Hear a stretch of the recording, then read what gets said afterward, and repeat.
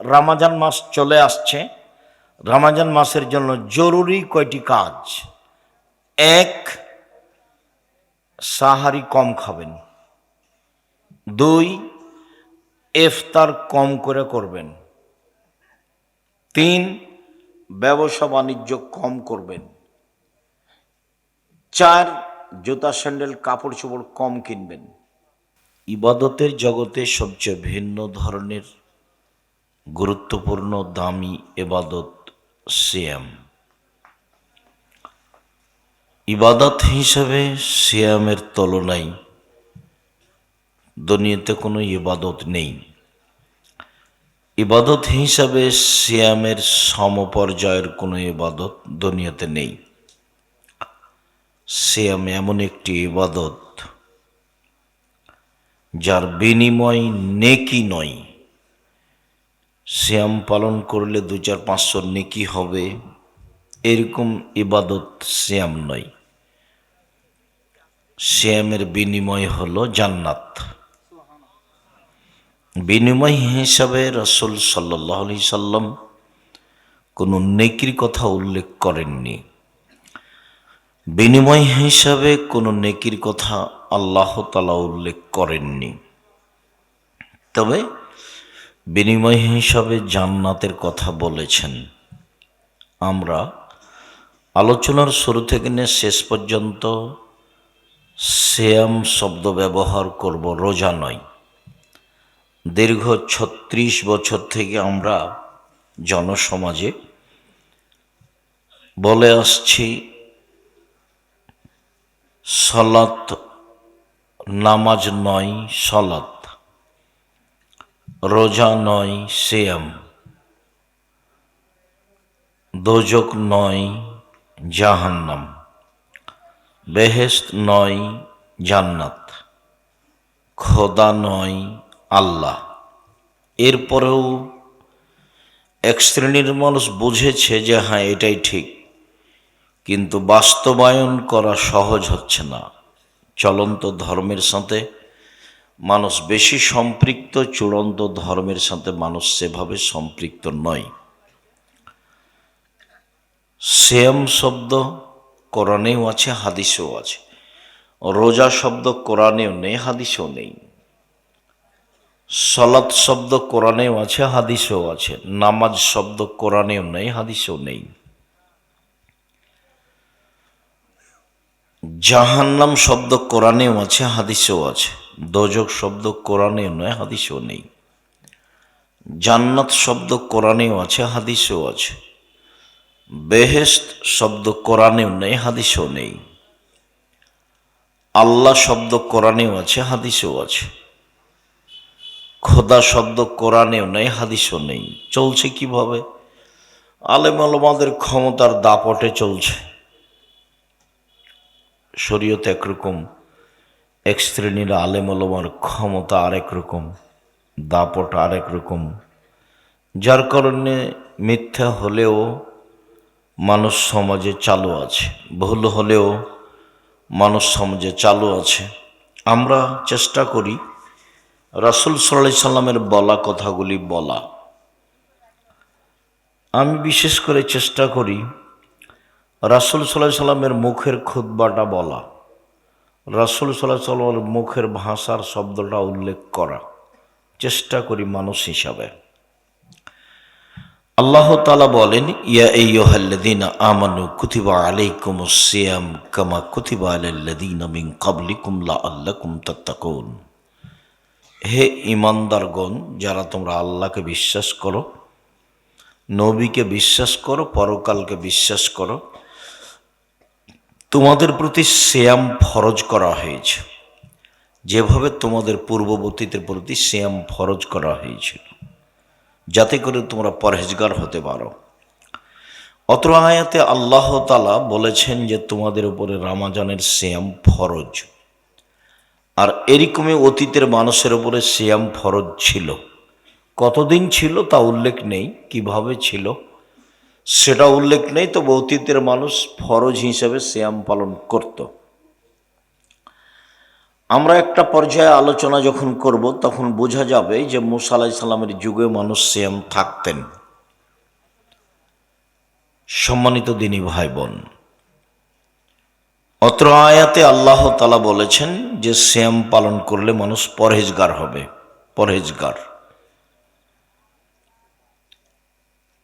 আনাস রাদিয়াল্লাহু তাআলা আনহু বলেন, রাসূল সাল্লাল্লাহু আলাইহি সাল্লাম বলেছেন, ইয়া মাশারা শাবাব মান ইসতাতা মিনকুমুল বাআত ফালিয়াতাজাওয়াজ। হে যুবক দল শোনো, তোমরা যারা যুবক মানুষ, তোমাদের যাদের পয়সা আছে, মোহর আছে, বাড়িঘর আছে, তোমরা বিবাহ করো। ফাইন্নাহু আগাযুলিল বাসার ওয়া আহসানুল ফারজ। বিবাহ করলে চক্ষু নিচু হবে, সব মহিলার দিকে তাকানো প্রয়োজন হবে না, এবং লজ্জাস্থান হেফাজতে থাকবে, অশ্লীল কাজ জেনা করার স্বাদ জাগবে না। যদিও স্বভাব একটা জিনিস, একবার যখন পদস্খলন হয়, পুরুষ বা নারী যখন জেনায় লিপ্ত হয় তখন আর সে ফিরে আসতে পারে না, তা খুব কঠিন হয়ে যায়। তবে নবী করিম সাল্লাল্লাহু আলাইহি সাল্লাম বলেন, বিবাহ করো, বিবাহ করলে চক্ষু নিচু হবে এবং লজ্জাস্থান হেফাজতে থাকবে, এ কথা বলেন। তিনি বলেন, ফাইলাম ইস্তাতে, যদি সম্ভব না হয়, টাকা যদি না থাকে, মোহর যদি না থাকে, বাড়িঘর যদি না থাকে, তাহলে ফালাইহি বিসম ফাইনাল্লাহু বেজা, তাহলে সে যেন সিয়াম থাকে, রোজা থাকে, সিয়াম থাকে। রোজাই হচ্ছে তার যৌবনকে দমন করার মাধ্যম, সিয়াম হচ্ছে তার যৌবনকে দমন করার মাধ্যম। সিয়াম একটি গুরুত্বপূর্ণ ইবাদত, যা দিয়ে মানুষের যৌবনকে ঠেকানো যায়, যা দিয়ে মানুষের নারীগত উত্তেজনাকে ঠেকানো যায়। সিয়াম একটি গুরুত্বপূর্ণ বিষয়। রাসূল সাল্লাল্লাহু আলাইহি সাল্লাম বলেন, মহিলারা যদি 4টা কাজ করে তাহলে জান্নাতের সব দরজা খোলা।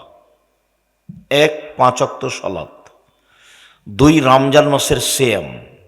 3. স্বামীকে মেনে চলা, তিতা লাগলেও মিঠা লাগলেও স্বামীকে মেনেই চলতে হবে যে কোনো মূল্যে। 4. জেনায় লিপ্ত না হওয়া। এই 4টা কাজ যদি মহিলারা করতে পারে তাহলে তার জন্য জান্নাতের সব দরজা খোলা, যে কোনো দরজা দিয়ে ঢুকতে পারবে। এই পথ মহিলাদের জন্য, পুরুষ অত সহজে জান্নাতে যেতে পারবে না। মহিলাদের জান্নাতে যাওয়া সহজ, পুরুষের জান্নাতে যাওয়া সহজ নয়। এরকম কোনো পথঘাট নেই পুরুষের জন্য যে 4টা কাজ করলেই একজন পুরুষ জান্নাতে চলে যাবে, এরকম কথা রাসূল সাল্লাল্লাহু আলাইহি সাল্লাম বলেননি। তবে তিনি মহিলাদের জন্য বলেছেন, 1. 5 ওয়াক্ত সালাত। 2. রমজান মাসের সিয়াম, রোজা। 3. স্বামীকে মেনে চলা। 4. জেনায় লিপ্ত না হওয়া। হয়েও যদি যায় তাহলে কান্নাকাটি করে তওবা করলে ভালো হয়ে যাবে, তখন তার জন্য জান্নাতের সব দরজা খোলা। এ কথা মুহাম্মদ সাল্লাল্লাহু আলাইহি সাল্লাম বলেন। তিনি এভাবেও বলেন, আবু হুরায়রা রাদিয়াল্লাহু তাআলা আনহু বলেন, রাসূল সাল্লাল্লাহু আলাইহি সাল্লাম বলেছেন, আন-নবিয়্যু ফিল জান্নাহ, নবীগণ জান্নাতে যাবেন। আশ-শাহীদু ফিল জান্নাহ, শহীদেরা জান্নাতে যাবে। অস-সিদ্দীকু ফিল জান্নাহ, সত্যবাদীরা জান্নাতে যাবে। অন-নিসাউ মিন আহলিল জান্নাহ, মহিলারাও জান্নাতে যাবে। আপনার আমার কথা এভাবে আসেনি, তবে এখানে মহিলাদের ব্যাপারে একটা কথা জড়ানো আছে। 1. নবীগণ জান্নাতে যাবেন। 2. শহীদগণ জান্নাতে যাবেন। 3. সত্যবাদীরা জান্নাতে যাবে। 4. মহিলারা জান্নাতে যাবে। কে? যে মহিলা কোনো কারণে স্বামী অসন্তুষ্ট হলে স্বামীর হাত ধরে বলে, যতক্ষণ পর্যন্ত আপনি আমার উপরে রাজি খুশি না হবেন ততক্ষণ পর্যন্ত আমি কোনো কিছু খাবো না, এই নারী জান্নাতি নারী। একথা মুহাম্মদ সাল্লাল্লাহু আলাইহি সাল্লাম বলেন। আবু হুরায়রা রাদিয়াল্লাহু তাআলা আনহু বলেন, রাসূল সাল্লাল্লাহু আলাইহি ওয়াসাল্লাম বলেছেন যে তিনটে জিনিস আছে খুব দামি, সঞ্চিত সম্পদ, তার যাকাত লাগে না। অন্য এক বর্ণনায় এসেছে, সাওবান রাদিয়াল্লাহু তাআলা আনহু বলেন যে আল্লাহর নবী বললেন, সাওবান রাদিয়াল্লাহু তাআলা আনহু বলেন, আমরা যদি জানতাম সবচেয়ে উত্তম সম্পদ কোনটি তাহলে আমরা সেটা সঞ্চয় করে সংগ্রহ করে রাখতাম। আমরা যদি জানতাম সবচেয়ে উত্তম সম্পদ কোনটি তাহলে আমরা সঞ্চয় করে সংগ্রহ করে রাখতাম। এই বাচ্চা, বসো।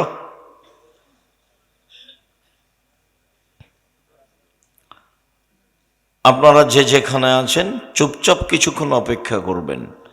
আমি তো আর আব্দুল্লাহ বিন ফজল রাহিমাহুল্লাহ নয় ভোর পর্যন্ত বক্তব্য দিব। হ্যাঁ, কিছুক্ষণ পরে দেখবেন নেই।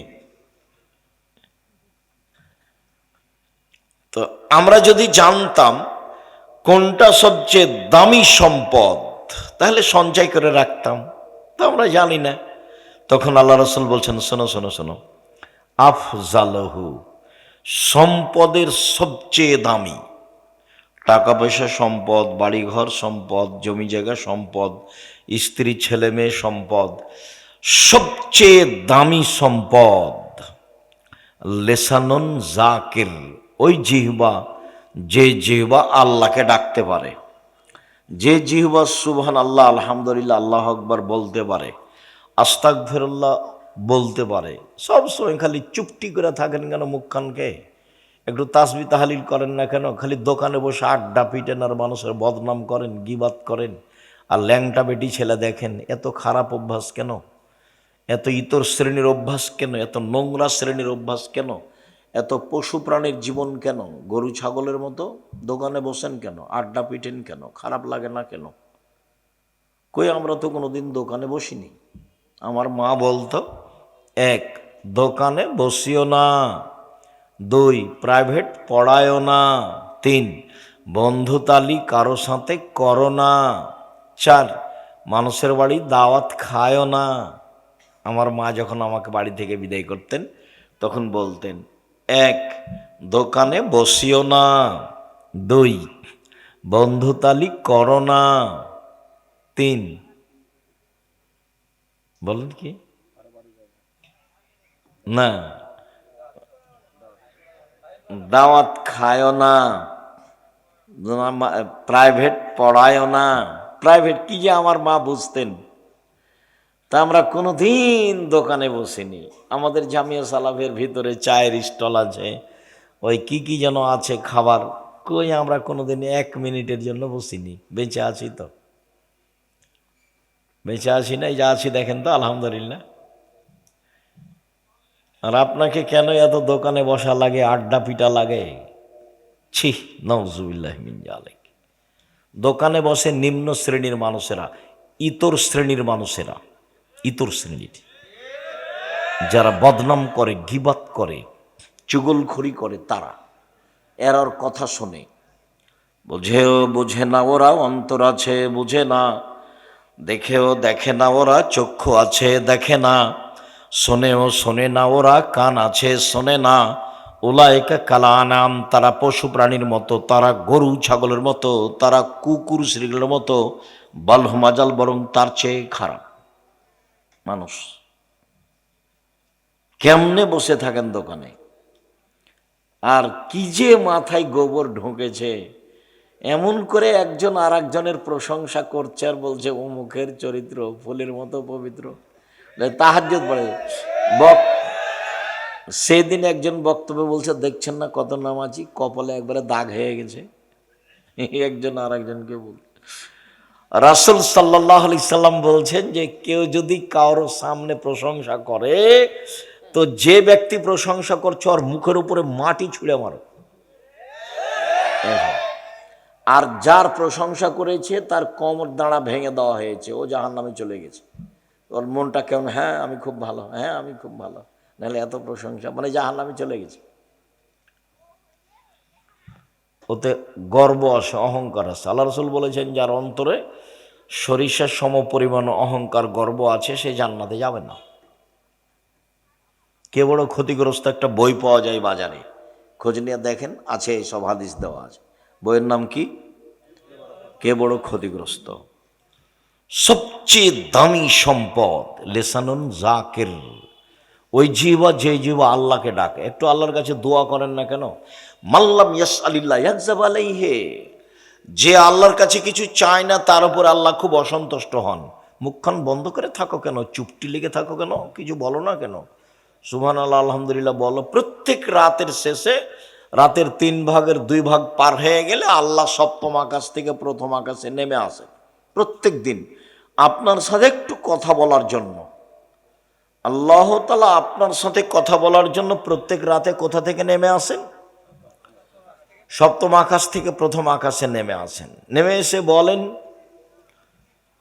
মায়াদুনি ফাস্তাজিব লাহু, কে আমাকে ডাকে, ডাকো ডাকো, আমি তোমার ডাকে সাড়া দেবো, বলো না আমাকে কিছু বলো। আল্লাহ এভাবে বলেন। 2 মায়াসআলুনি ফাউতিয়াহু, কেউ কিছু চাই, চাও না, চাও দিব, চাও। আবার বলেন মায়াস্তাগফিরনি ফাগফিরলাহু, কে ক্ষমা চায়, তুমি ক্ষমা চাও, চাও আমি তোমাকে ক্ষমা করে দেব।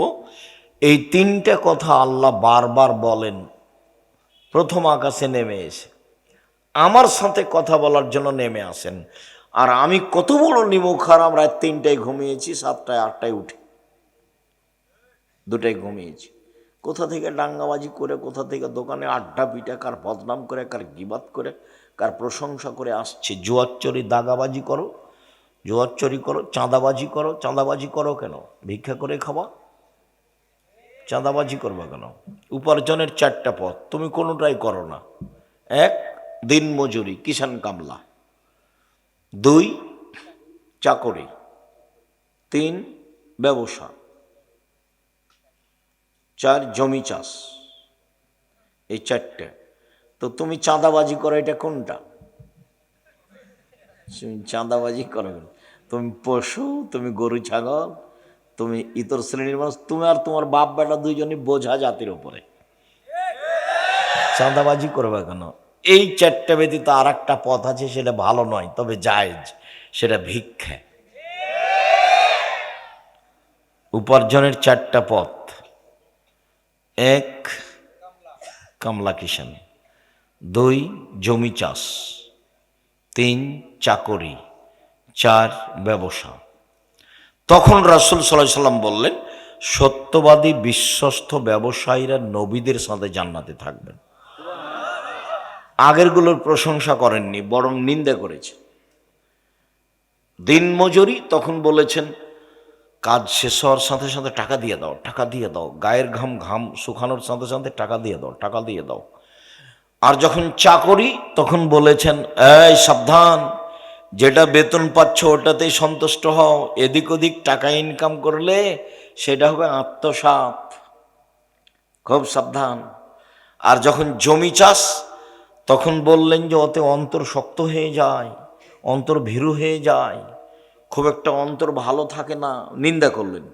আর যখন বললেন ব্যবসা, তখন বলছেন আত্তাজির আস-সাদিক আল আমিন ইয়াকুনু ইয়াউমাল কিয়ামা মা শাহাদা সিদ্দিকিন, সত্যবাদী বিশ্বস্ত ব্যবসায়ীরা নবীদের সাথে জান্নাতে থাকবেন। সেটা বাদাম বিক্রি ব্যবসা হোক, চকলেট বিক্রি হোক, কলা বিক্রি হোক, আর ইনপোর্টে ব্যবসা হোক, সেটা যেটাই হোক না কেন, ব্যবসাকে আল্লাহ রাসূল খুব পছন্দ করলেন। আবার তিনি বললেন ইয়া মাশার তুজ্জার, ব্যবসায়ীরা শোনো, ইন্নাল বাইয়া ইয়াহজুরুল কিযব ওয়াল হালাফ, ব্যবসাতে মিথ্যা কথা চলে আসে, ব্যবসায় কসম চলে আসে। ফাসুবহু বিসাদকা, এটা দান করে পাপটা মিটিয়ে দাও। আরো উৎসাহিত করলেন, ব্যবসা করবেন, ছোট হোক আর বড় হোক, ব্যবসা করে খাবেন। কোনোটাই যদি না মিলে চাঁদাবাজি বাদ, চাঁদাবাজি করা হবে না। জুয়াচ্চরি, দাগাবাজি, জমিদারি, জমি জোর করে দখল করা, মারামারি, দাঙ্গামা, হাঙ্গামা, শয়তানি, মানুষকে জেলে দেওয়া, হাজতে দেওয়া, মিথ্যা কসম করা, এগুলো করিয়েন না। অল্প দিন বাঁচতে এসে মানুষের ক্ষতি করে বাঁচার চেষ্টা করিয়েন না জুলুম করে। সময় ৪৫ মিনিট।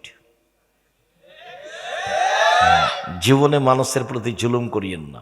এর চেয়ে যদি বেশি জুলুম করেন তাহলে ২-৩ মিনিট, এই যে ফেরাউন ডুবলো ডুবলো, নেই, ২-৩ মিনিট।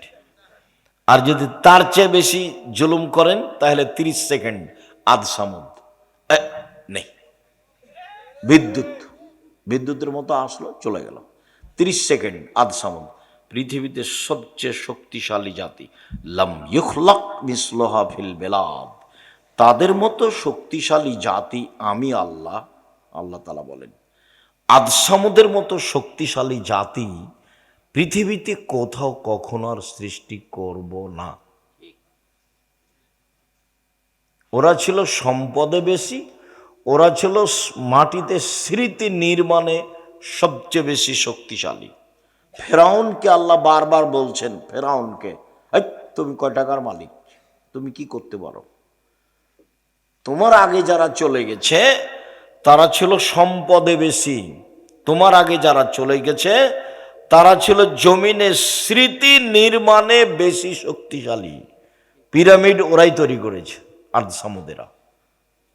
একটা পিরামিডের একটা পাথরের ওজন 23 টন, একটা ক্রেন উঠাতে পারে 16 টন। তো একটা 23 টন 200 ফুট উপরে কিভাবে উঠালো? ওরা আদ সামুদ, ওদের ধ্বংসের সময় মোটামুটি 30 সেকেন্ড, আর ফেরাউনের মোটামুটি 2-3 মিনিট, আর আপনাদেরটার 45 মিনিট। এতগুলো দেখে হুঁশ হয় না? একটু জুলুম করেন কেন? কোনোটাই যদি উপার্জনের পথ না পান তো ভিক্ষে। মানুষের বাড়িতে কাজ করে খাবেন, ছোট ব্যবসা করবেন, মানুষের জন্য এগুলো বোঝা হন কেন? বেঁচে থাকবেন, একটু ভালোভাবে বেঁচে থাকার চেষ্টা করেন। 4টা জিনিস: 5 ওয়াক্ত সালাত, হালাল রুজি, কোরআন তেলাওয়াত, আড্ডা পিটা হারাম, জান্নাত হবে ইনশাল্লাহ।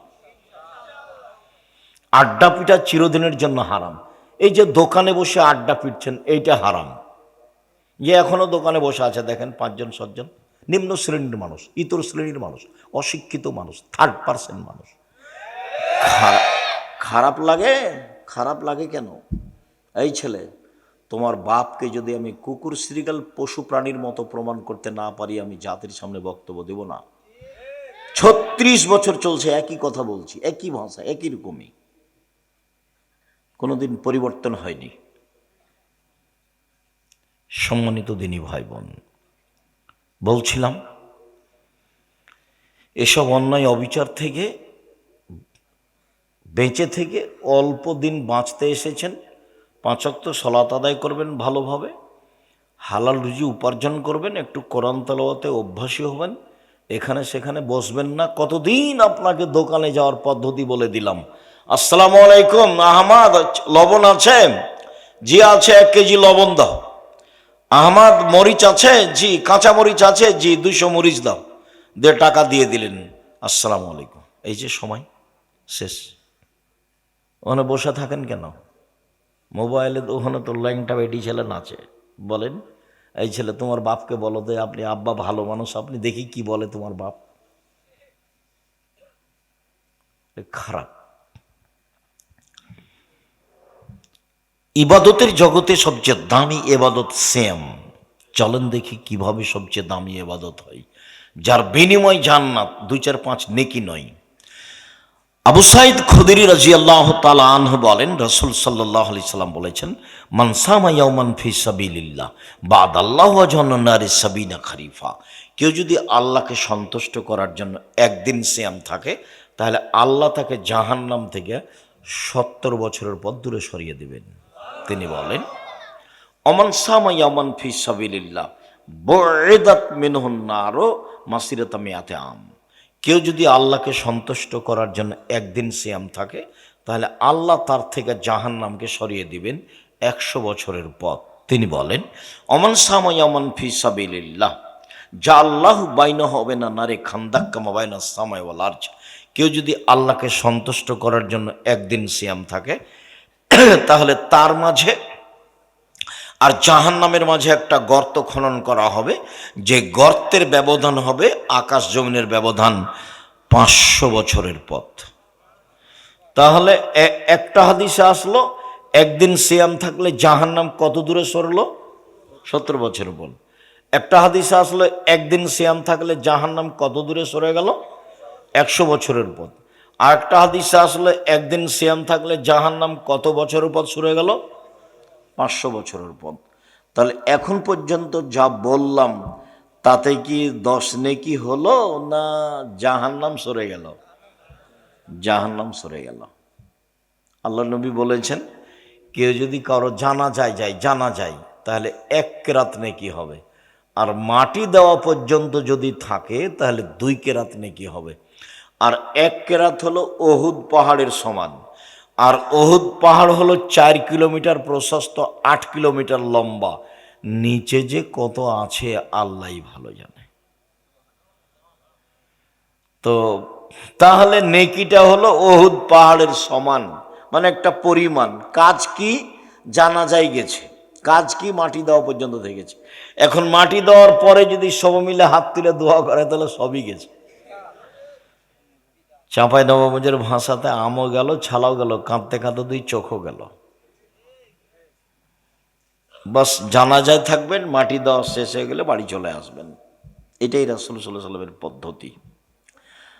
সম্মানিত দিনী ভাই বোন, আমরা বলছিলাম সিয়ামের বিনিময় জান্নাত, সিয়ামের বিনিময় 2-400 নেকি নয়।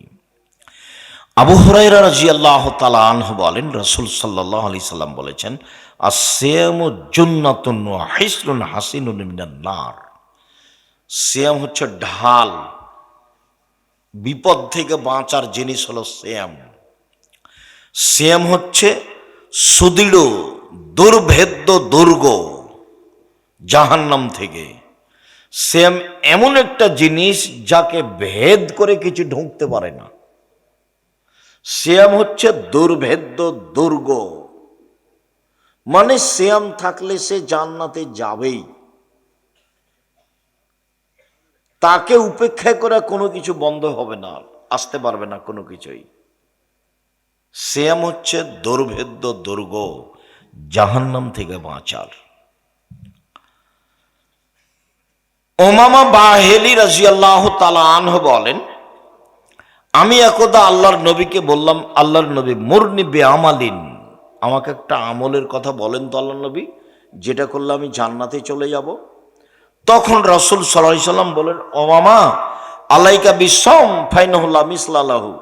উমামা তুমি সিয়াম পালন করো, ইবাদতের জগতে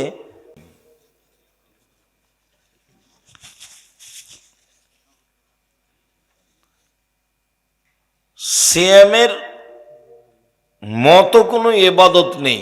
ধরে নিলাম এটা সিয়াম আর এটা হজ। রাসূল সাল্লাল্লাহু আলাইহি সাল্লাম বললেন যে সিয়ামের মতো কোনো ইবাদত নেই। হজ একটা গুরুত্বপূর্ণ দামি ইবাদত, যার বিনিময় জান্নাত। লোকটা হয়ে যায় সেই দিনের মতো যেদিন তার মাতাকে জন্ম দিয়েছে, নিষ্পাপ হয়ে যায়, তার নাম হজ।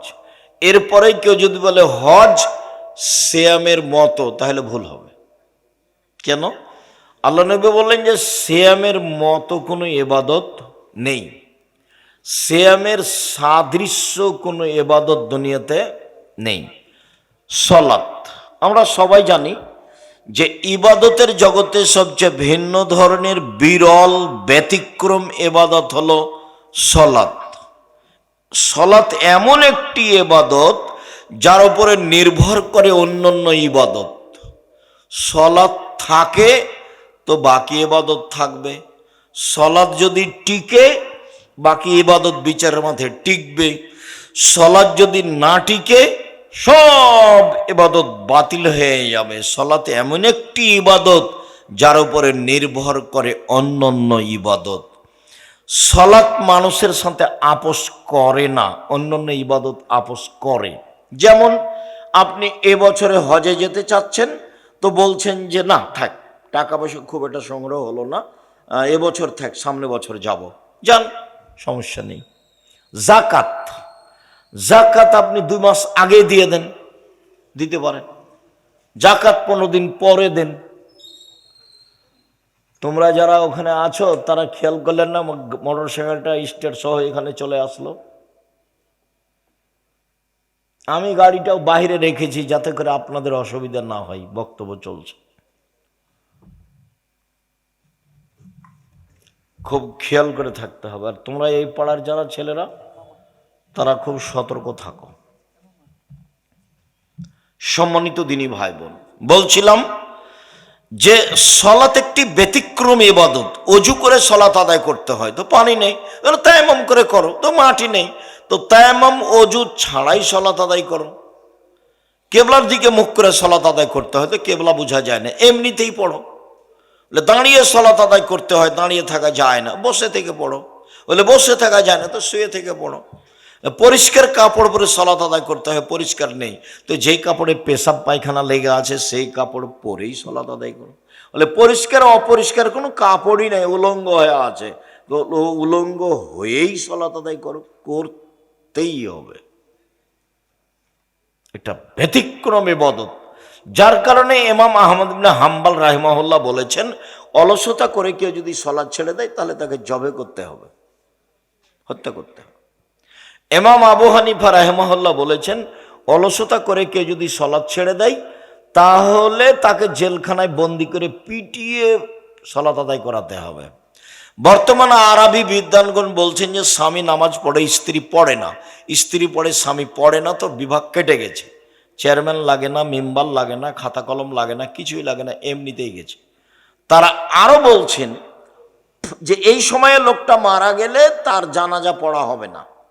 তারা আরো বলছেন যে এই লোকটা মারা গেলে মুসলমানের কবরস্থানে আর কবর দেওয়া হবে না, একে হিন্দুদের শ্মশান ঘাটে ফেলে দিতে হবে। তার নাম সলাত, অবাক ইবাদত, একেবারেই ভিন্ন ধরনের ইবাদত, আদায় করতেই হবে। তারপরেও কেউ যদি বলে যে এইটা সিয়াম আর এইটা সলাত, সলাত সিয়ামের সাদৃশ্য, সলাত সিয়ামের মতো, ভুল হবে। কেন? রাসূল সাল্লাল্লাহু আলাইহি ওয়াসাল্লাম বলেছেন সিয়ামের মতো কোনো ইবাদত পৃথিবীতে নেই। উমামা বাহিলি রাদিয়াল্লাহু তাআলা আনহু বলেন, রাসূল সাল্লাল্লাহু আলাইহি ওয়াসাল্লামকে আমি বললাম, আল্লাহর নবী আমাকে একটা আমলের কথা বলেন তো যাতে আমি জান্নাতে চলে যাব। তখন আল্লাহ রাসূল বললেন, ও মামা, আল্লাহকে বিসম, তুমি সিয়াম থাকো, ফাইনুল্লাহ ঈদুল্লাহু, ইবাদতের জগতে সিয়ামের সমপর্যায়ের কোনো ইবাদত নেই, সিয়ামের সমপর্যায়ের কোনো ইবাদত নেই। আজকে কি বার ছিল? সোমবার। অবশ্যই সিয়াম ছিলেন আপনারা। আর শাবানের 1 তারিখ থেকে একটানা 15 দিন সিয়াম ছিলেন। ভালো ধারণা আপনাদের উপরে আমার অনেক। কথা হয় কেন আপনার বামে? কি এমন কথা আছে? নির্বাচনও নাই, জজ কোর্ট হাইকোর্টও নেই। নির্বাচন তো কিছুক্ষণ আগে চলে গেছে, তো এখন কিসের গল্প? এখন একটু থেমে থাকেন, কিছুক্ষণ পরে আমরা সালাম দিয়ে চলে যাব ইনশাআল্লাহ। তখন যা গল্প আছে মন ভরে করে নিন, এবারে চুপচাপ থাকেন, আপনার জন্য এসেছি। তবু আমি আসা পর্যন্ত বুঝতে পারিনি যে এখানে, আমি মনে করছিলাম খলসিতে নাকি না কোনো জায়গাতে নাকি, আমি ঠিক মতো জানি না। তো ঘুরতে ঘুরতে দেখছি যে ও এখানে তো বহুবার এসেছি, অনেক দিন পূর্বে, অনেক দিন আগে এসেছি, একবারে গাইবান্ধা রংপুর থেকে এসেছি। বালানগরে যখন এসেছিলাম রাত 3টার সময় আমাদের নিয়ে গেল, যে সালাম দেওয়ার পরই দিচ্ছে, কাগজ দিয়েছে যে আদায় করেন। সালাম দিয়ে অবাক হয়ে গেলাম আমি। সে অবাক কথা, আমি রংপুর থেকে এসে আদায় করার জন্য না তো। এই কথা বলে কিছুক্ষণ কোরআন হাদিসের কথা বলে নেমে গেলাম। বালানগরের প্রিন্সিপালকে সকালে বলে গেলাম যে এসব টাকা পয়সা আপনি কিভাবে খরচ করছেন মাওলানা সাহেব, যেভাবে মানুষ গরু, ছাগল, মুরগি, ডিম টাকা পয়সা দিচ্ছে, এটা তো আলিয়া মাদ্রাসা, কিছু কমই মাদ্রাসা এর পাশে করেন, যাতে করে টাকাটা হালাল করা যাবে। কিভাবে টাকা হালাল করবেন, কিভাবে করছে আমার জানা নাই। এখনো যে কি হয়, সারাদিন চলে, সবাই আদায় করে, গরু ছাগল দান করে, মুরগি দান করে, 18 মতো। দান করুক, দান করা ভালো, কিন্তু যারা দিচ্ছে তাদেরও বুঝতে হবে, যারা নিচ্ছে তাদেরও বুঝতে হবে। দান না হলে চলে। জামিয়া সালাফে 5,000-এর বেশি ছাত্র আছে, 300 জনের বেশি শিক্ষক আছেন। বর্তমানে বেতন লাগছে মনে হয় 45 লক্ষ টাকা, প্রায় অর্ধ কোটি টাকা এক মাসে বেতন লাগে, এক মাসে বেতন লাগে। এইটা 50 বিঘা জমির উপরে, মেয়েদেরটা 70 বিঘা জমির উপরে, রূপগঞ্জ ঢাকাটা 100 বিঘা জমির উপরে, দিনাজপুর 20 বিঘা জমির উপরে, 519 জন ইয়াতিম আছে, 700 মক্তব চলে। কতটি? 700 মক্তব চলে জামিয়া সালাফের অধীনে, 700। প্রায় 18 থেকে 20 হাজার পত্রিকা ছাপে, আলিতে সাম পত্রিকা। 12 জন খালি মুফতি আছে। কতটি? খালি মুফতি খালি 12 জন আছে, বড় বড় বিদ্বান, যাদের বেতনে 1,50,000, 60,000, 70,000, দেশ বিদেশের। তো আমার কি টাকশাল আছে, টাকা বানাই, এইসব টাকা পয়সা আপনাদের অমৃত পাড়ার লোকে দেয়। বলছে আপনারা, আমি 10 টাকাও দিনই কোনোদিন, না দেন, কেউ দেয় না হলে চলছে কিভাবে? আল্লাহ আল্লাহ ব্যবস্থা করেন, কেউ না কেউ দেয়। জামিয়া সালাফের সরকারি অনুদানে চলে না, জামিয়া সালাফে বৈদেশিক কোনো পয়সা দিয়ে চলে না, জামিয়া সালাফে বহিরাগত কোনো সংস্থা দিয়ে চলে না, জামিয়া সালাফে কোনো বিত্তশালী দিয়ে চলে না। এমন কোনো বিত্তশালী নেই যে আমি চালাই কথা বলতে পারবে। সব জমি কিনা। প্রত্যেক দিন বিকালে 40 থেকে 50 থেকে লাখের মতো বিল আছে, লেবার মিস্ত্রি বিল, প্রত্যেক দিন বিকালে। তো দান করেন, দান তো করাই ভালো, দান দিতে এসব কিছু চলে। আমার কাছে তো আর টাকশাল নয়, আমিও তো কোনো বিত্তশালী ধনী মানুষ নই, আমি হলাম কচুর পাতার পানি। এই কচুর পাতাতে পানি থাকে না, বাতাস আসলে পাতাটা কেমন করে, টলমল করে, পড়লো পড়লো পড়লো। আমি হলাম কচুর পাতার পানি। তারপরে জামিয়া সালাফিয়া, আলহামদুলিল্লাহ, আলহামদুলিল্লাহ। দান করবেন, দানের টাকাটা কাজে লাগাবেন। সম্মানিত দিনী ভাই বোন, ইবাদতের জগতে সবচেয়ে ব্যতিক্রম ভিন্ন ধরনের দামি ইবাদত হলো সিয়াম। সাহল ইবনে সাদ রাদিয়াল্লাহু তাআলা আনহু বলেন, রাসূল সাল্লাল্লাহু আলাইহি সাল্লাম বলেছেন, জান্নাতের দরজা হলো 8টি, জান্নাত 1টি। জাহান্নামের দরজা হলো 7টি, জাহান্নাম 1টি। জান্নাতের দরজা হলো 8টি, জান্নাত 1টি। তার একটি দরজার নাম হচ্ছে রায়ান। রায়ান মানে পানি পান করে তৃপ্তি লাভ করা। রাসূল সাল্লাল্লাহু আলাইহি সাল্লাম বলছেন, মান দাখালাহা, যে ব্যক্তি এই রায়ান নামক দরজা দিয়ে প্রবেশ করবে, ফাশারে বা, তারপর সেখানে গিয়ে পানি পান করবে, লাম ইয়াজমা আবাদান, কিয়ামত পর্যন্ত আর কোনোদিন বা আর কোনোদিনই পিপাসিত হবে না। রায়ান মানে পানি পান করে তৃপ্তি লাভ করা। তো রাসূল সাল্লাল্লাহু আলাইহি সাল্লাম বলছেন, যেদিন মানুষ জান্নাতে প্রবেশ করবে, সেদিন জান্নাতের 8টা দরজা থেকে ফেরেশতারা স্বাগত জানাবে, আসেন আসেন, যারা হজ করেছেন এই দরজা দিয়ে আসেন, আসেন যারা দান করেছেন এই দরজা দিয়ে আসেন, আসেন যারা সিয়াম পালন করেছেন এই দরজা দিয়ে আসেন, আসেন যারা সালাত আদায় করেছেন এই দরজা দিয়ে আসেন।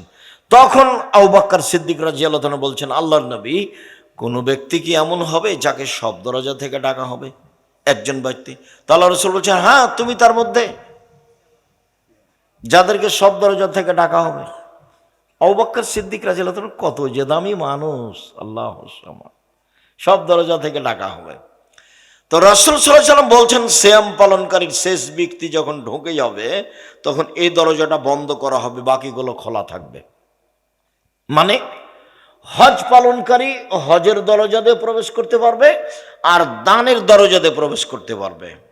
সলাত আদায়কারী সলাতের দরজা দিয়ে প্রবেশ করতে পারবে আর হজের দরজা দিয়ে প্রবেশ করতে পারবে। কিন্তু সিয়াম ছাড়া এ দরজা দিয়ে প্রবেশ করা যাবে না। সিয়াম ইবাদতের জগতে দামি গুরুত্বপূর্ণ ইবাদত হলো সিয়াম। আব্দুল ইবনে উমর বলেন, রাসূল সাল্লাল্লাহু আলাইহি ওয়াসাল্লাম বলেছেন, সিয়াম বিচারের মাঠে কথা বলবে আপনার পক্ষে, কোরআন মাজিদও বলবে। সূরা বাকারা, আল ইমরান আপনার পক্ষে খুব শক্তভাবে দাঁড়াবে, তর্ক লাগিয়ে দেবে আল্লাহর সাথে। তবে একটা সূরা আছে, তার নাম সূরা মুলক। সেই মুলক সূরাতে 30টা আয়াত আছে। আল্লাহ নবী বলছেন যে যারা মুলক পড়ে, সূরা মুলক তার পক্ষে বিচারের মাঠে এমন তুমুল তর্ক বিতর্ক লাগাবে, যতক্ষণ পর্যন্ত এর জান্নাত ঘোষণা না হবে ততক্ষণ পর্যন্ত এই সূরা ওখান থেকে যাবে না। সূরা মুলক রাতে যে পড়ে তার কবরের শাস্তি হবে না। পেটের ব্যথায় মারা গেলে কবরের শাস্তি হবে না। জুমার দিন মারা গেলে কবরের শাস্তি হবে না। শহীদ হলে কবরের শাস্তি হবে না। মনে থাকবে না মনে হয়? এক, সূরা মুলক রাতে পড়লে কবরের শাস্তি হবে না। দুই, পেট ব্যথায় মারা গেলে কবরের শাস্তি হবে না। তিন, জুমার দিন মারা গেলে কবরের শাস্তি হবে না। চার, শহীদ হলে কবরের শাস্তি হবে না। শেষে তিনটা কঠিন, একটা সহজ। সেটা কি? সূরা মুলক পড়া। জুমার দিন মরণ হবে কিনা কে বলতে পারবে? আর শহীদ কিনা সব তো দুনিয়ার লোক বলছে যে সবাই শহীদ। কে যে শহীদ? আল্লাহ রাসূল বলছেন, সাইয়্যিদুশ শুহাদা হামজা বিন আব্দুল মুত্তালিব, পৃথিবীর সবচেয়ে দামি মানুষ শহীদ হিসাবে শহীদদের সর্দার হামজা বিন আব্দুল মুত্তালিব। আব্দুল মুত্তালিবের ছেলে হামজা। হামজা রাদিয়াল্লাহু তাআলা যদি শহীদ মিনার তৈরি করতাম আমি আব্দুর রাজ্জাক বিন ইউসুফ, তাহলে কার শহীদ মিনার তৈরি করতাম? হামজা রাদিয়াল্লাহু তাআলা করতাম। কেন? আল্লাহ নবী বলছেন একবারে পৃথিবীর সূরা আদম থেকে নিয়ে কিয়ামত পর্যন্ত যত মানুষ শহীদ হয়েছে হবে তার সর্দার হলেন হামজা। কত বড় দামি শহীদ বিচারের মাঠে, তার নেকি দেখে সবাই অবাক হয়ে যাবে। যদি শহীদ মিনার তৈরি করতাম তাহলে কার করতাম? হামজা রাদিয়াল্লাহু তাআলা করতাম। যখন এর হামজারই হয়নি তখন পৃথিবীতে আর কারো শহীদ মিনার তৈরি হবে না। মাথায় অত নাই, গোবর নেই, কিছু ঘেলু আছে মাথায়, সবই গোবর নেই। মানুষের জন্য শহীদ মিনার তৈরি করব মানে করলে কার করতাম? তোমার চলে। হে তুমি যে কেন দুনিয়াতে এসেছো আমার বুঝে আসে না। চাঁদাবাজি করো, ধোকাবাজি করো, দালালি করো, শহীদ মিনার তৈরি করো। সকালে ঘুম থেকে উঠে গিয়ে বলো কালিমার আকাশ, ও কালিমা তোমার আকাশ তোমার বাতাস, সে আমরা কোনোদিন বলি না। দেহে শ্বাস থাকাকালীন বলবো না ইনশাল্লাহ। দেখি কতদিন চলে। 18 কোটি মানুষ আছে এদেশে, নাকি কোনো মহিলার একটা বাচ্চা হলো না যে বাচ্চাটার মুখের গান মুসলমানেরা বলবে? ঠাকুরের গান চলে মুসলমানের মুখে। লজ্জা হয় না তোমার? শরম হয় না তোমার? হায়া হয় না তোমার? ইতস্তবোধ হয় না তোমার? তুমি নাকি শিক্ষিত মানুষ। আমি বলিনি শিক্ষিত, তুমি বলছো জোর করে। শিক্ষামন্ত্রী নাকি তুমি? কিভাবে তুমি তা আমি বুঝতে পারি না। ঠাকুরের গান সকালে উঠে বলো ও কালিমা তোমার আকাশ, ও কালিমা তোমার বাতাস। কালিমারে বাবার আকাশ? ঠাকুর তো জাতির শত্রু, ঠাকুর মুসলমানের শত্রু, ঠাকুর বাঙালিদের শত্রু, ঠাকুর ঢাকা বিশ্ববিদ্যালয়ের শত্রু। ভারত বাংলাদেশ পাকিস্তানের মুসলমান যেদিন ইংরেজদের হাতে নির্যাতিত সেদিন ঠাকুর লন্ডনে মুচ পাকায়। সেই ঠাকুরের গান আমি বলবো? দেহে শ্বাস থাকাকালীন ঠাকুরের গান আমি বলতে পারি না। আপনার চলে, আমার চলে না। ইনশাল্লাহ এই পথে নেই। আপনার চলে, আমার চলে না। ঠাকুরের গানকে আমি বলতে আসিনি দুনিয়াতে। ঠাকুর আবার কে? ঠাকুর একজন মুসলিম বিদ্বেষী মানুষ। ঠাকুর একজন ভারত বাংলাদেশ পাকিস্তানের বদ মানুষ। মুসলমানেরা যেদিন ইংরেজদের হাতে নির্যাতিত সেদিন ঠাকুর লন্ডনে খুশি মানায়, মুচ পাকায়। সেই ঠাকুরের আমি বলবো? ঠাকুরকে আমি চিনি না? তোমাকে কে শিক্ষামন্ত্রী বলেছে? আমি বলিনি। আমি আব্দুর রাজ্জাক বিন ইউসুফ 36 বছরে কোনোদিন বলিনি আপনাকে। 36 বছর চলছে। 90 সাল থেকে কতদিন চলছে? 36 বছর চলছে। সম্মানিত দিনী ভাই বোন, বলছিলাম রাসূল সাল্লাল্লাহু আলাইহি সাল্লাম বললেন, বিচারের মাঠে শ্যাম আপনার পক্ষে কথা বলবে। শ্যাম বলবে, প্রতিপালক আমি একে 2টা কাজ করতে দিনি, আমার কথা শোনো। 1, আমি দিনে খেতে দিনি। 2, মন মতো চলতে দিনি, প্রবৃত্তি মেনে চলতে দিনি। 2টা কাজ করতে দিনি, আমার কথা শোনো। এই কথাটার সাথে আর একটা কথা চলেন। আবু হুরায়রা রাদিয়াল্লাহু তাআলা আনহু বলেন, রাসূল সাল্লাল্লাহু আলাইহি ওয়াসাল্লাম বলেছেন, কুল্লু আমাল ইবনে আদম ইজাউফুল হাসানাতু বিআশরি আমসালিহা সাবে মিয়াতে জেব। আদম সন্তানের সব নেকি 1 থেকে 10, 10 থেকে 700, আরো আরো আরো। বিসমিল্লাহ বলল, অক্ষর প্রতি 10 নেকি, বাড়াও 700, আরো বাড়াও। ফকিরকে 10টা টাকা দিল, 10 নেকি, বাড়াও, আরো বাড়াও 700, আরো বাড়াও। কিয়ামত পর্যন্ত বাড়ি একবার পালা করে দাও। আল্লাহ তাআলা বলছেন, তবে শ্যাম ফাইনাহু লি, শ্যাম আমার ব্যাপার, ওয়ানা আজিজি বিহি, প্রতিদান আমি দিব। শ্যাম আমার ব্যাপার, প্রতিদান আমি দিব। আল্লাহ বলছেন শ্যাম আমার ব্যাপার, প্রতিদান আমি দিব। কেন? আমার কারণেই তো সে 2টা জিনিস ত্যাগ করেছে। 1, খাদ্য, 2, প্রবৃত্তি। প্রবৃত্তি কি জিনিস? দোকানে বসে আড্ডা পিটা বদনাম করা